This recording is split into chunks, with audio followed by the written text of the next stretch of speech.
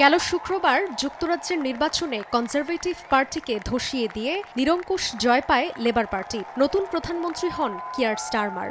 দায়িত্ব নিয়ে Buckingham palace থেকে ফিরেই মন্ত্রিসভা গঠনের কাজ শুরু করেন। নতুন মন্ত্রিসভায় উপপ্রধানমন্ত্রী হয়েছেন অ্যাঞ্জেলা রায়নার, স্বরাষ্ট্রমন্ত্রী ইভেত্তে কোপার ও পররাষ্ট্রমন্ত্রী ডেভিড ল্যামি। আর দেশটির ইতিহাসে প্রথম নারী অর্থমন্ত্রী হিসেবে নিয়োগ পেয়েছেন র্যাচেল রিভস।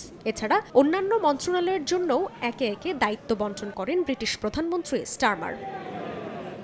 শনিবার 10 নং ডাউনিং স্ট্রিটে প্রথমবারের মতো নতুন মন্ত্রিসভার সঙ্গে বৈঠকে বসেন কিয়ার স্টারমার। এ সময় যুক্তরাজ্যকে পুনর্নির্মাণ ও পুনরাবিষ্কার করার প্রতিশ্রুতি ব্যক্ত করেন নতুন প্রধানমন্ত্রী। এছাড়া কিভাবে অর্থনৈতিক স্থিতিশীলতা ফিরিয়ে আনা যায়, স্বাস্থ্যসেবা খাতকে গতিশীল করা যায় তা নিয়েও আলোচনা হয়।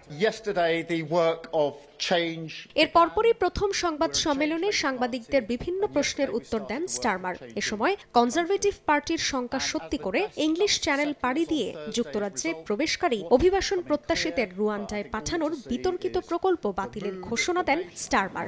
নগদের কাছে সব গ্রাহকই প্রিয়, তাই তো সারা দেশে ক্যাশ আউট চার্জ সবচেয়ে কম।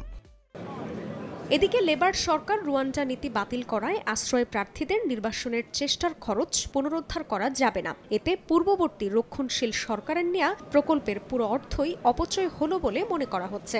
অবশ্য নির্বাচনের আগেই বিশ্লেষকদের আশঙ্কা ছিল সুনাকের দল হারলে রুয়ান্ডা নীতিতে ক্ষতি হবে অন্তত 32 কোটি পাউন্ড। কারণ রুয়ান্ডা প্রকল্পে বিগত সুনাক প্রশাসন এরই মধ্যে এই অর্থ খরচ করে ফেলেছে। জান্নাতুল সাদিয়া, সময় সংবাদ।